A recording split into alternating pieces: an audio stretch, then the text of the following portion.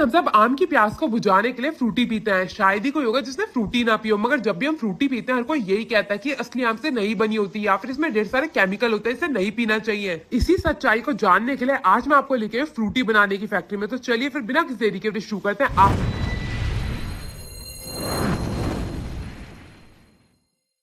पानी की सफाई करके डिस्टिल्ड वाटर तैयार करा जाता है और दूसरी ओर यहाँ पे चाशनी तैयार करी जा रही है, जिसके लिए गर्मा गर्म पानी के अंदर यहाँ पे चीनी डाली जा रही है। बोरी के बाद बोरी पलट के ढेर सारी चाशनी को तैयार करा जाता है। मैं आपको बता दूं, 1 घंटे में यहाँ पे 60,000 लीटर पानी की चाशनी बना के तैयार करी जाती है। और जैसे हमारी चाशनी बन के तैयार हो जाती है, इस मशीन को बंद करके पाइपों की सहायता से इसे भेजा जाता है दूसरी मशीन की ओर, जहाँ पे इसमें आम का रस मिलाया जाता है। तो यहाँ पे आप देख सकते हैं बड़े बड़े पाइप लगे हुए, जिनकी सहायता से इसे बड़े बड़े टैंकर में भेजा जाएगा। अब आम रस को तैयार करने के लिए यहाँ पे सबसे पहले डिस्टिल्ड वाटर लिया जाता है और उसके अंदर आम के गूदे को मिलाया जाता है। मैं आपको बता दूं, जो आप आम का गूदा देख रहे हैं, ये अल्फेंसो आम का गूदा रहता है, जिसे बड़ी बड़ी फैक्ट्रियों द्वारा तैयार करके यहाँ पे लाया जाता है, क्योंकि सारा काम एक ही फैक्ट्री में करना पॉसिबल नहीं होता है, इसीलिए इसे दूसरी फैक्ट्री से तैयार करके यहाँ पे मंगाया जाता है। अब अल्फेंसो आम के बाद बारी आ चुकी है तोतापुरी और हापुस आम के पल्प को मिलाने की। तो एक एक करके सारे के सारे आम के जो कंटेनर आप देख रहे हैं ना, इन्हें पलट दिया जाएगा और जहाँ पे हमारा पहले आम का पल्प मिलाया गया था, उसी मशीन के अंदर इस आम के पल्प को भी डाल दिया जाता है। और अब ये जो आम का मिश्रण तैयार हुआ है, इसमें मिलाई जाएगी चाशनी। अभी दोनों चीजों को बिल्कुल बखूबी तरीके से मिलाने के बाद इन्हें पकाया जाता है, ताकि आप इसे 2-3 महीने तक बाहर रखें, तब भी ये खराब ना हो। ये जो हमारा फ्रूटी का मिश्रण है, ये तो बन के हो चुका है तैयार, मगर इसे दोबारा से मशीनों द्वारा ठंडा करा जाएगा और इसे फिर दोबारा से गर्म करा जाएगा पानी के साथ। तो यहाँ पे सबसे पहले मशीनों द्वारा इसे ठंडा करा जा रहा है और ठंडा करने के बाद इसे बड़े से कंटेनर में निकाल के रख लिया जाएगा।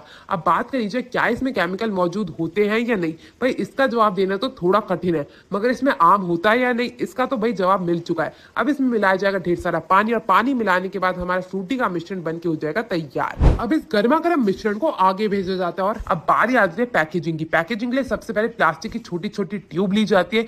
अब इन ट्यूब से सबसे पहले फ्रूटी की बोतलें तैयार करी जाएंगी। तो एक एक करके इन्हें मशीन में गर्म करा जाता है और ढांचों की मदद से फ्रूटी की बोतलें बना के तैयार कर ली जाती है। अब एक एक करके इन बोतलों को डाला जाएगा मशीन की ओर। तो एक एक करके सारी बोतलों को मशीन में डालने के बाद बारी आती है इन बोतलों की सफाई की। तो एक ओर से बोतलें आती रहती है, दूसरी ओर से बड़े से ढांचे वाली मशीन की सहायता से खुद ब खुद एक एक बोतल बिल्कुल खूबी तरीके से धुल के तैयार हो जाती है। यहाँ पे आप देख सकते हैं एक एक करके बोतल आती जा रही है।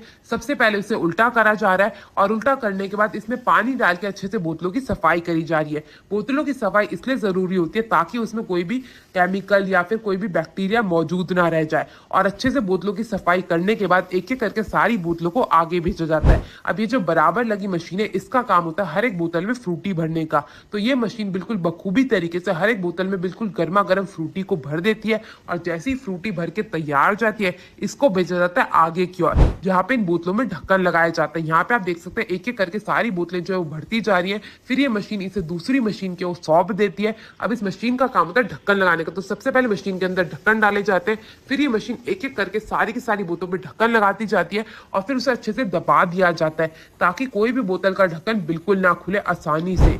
अब एक एक करके सारी बोतलों को आगे की ओर भेजा जाएगा कन्वेयर बेल्ट की सहायता से।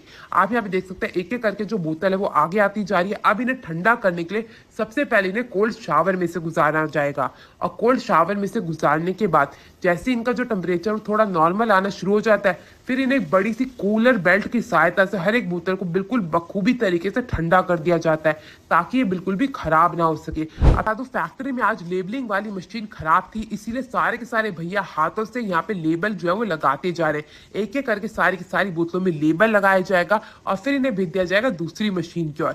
अब इस मशीन का काम होता है एक एक करके लेबल के ऊपर डेट और प्राइस छापने का। तो इस मशीन की सहायता से जो भी तारीख होती है और जितना भी दाम होता है कि एक बोतल का, उसको छाप दिया जाता है और उसके बाद एक एक करके सारी की सारी बोतलों को डिब्बे में भर के आपके घरों तक पहुंचने के लिए रवाना कर दिया जाता है।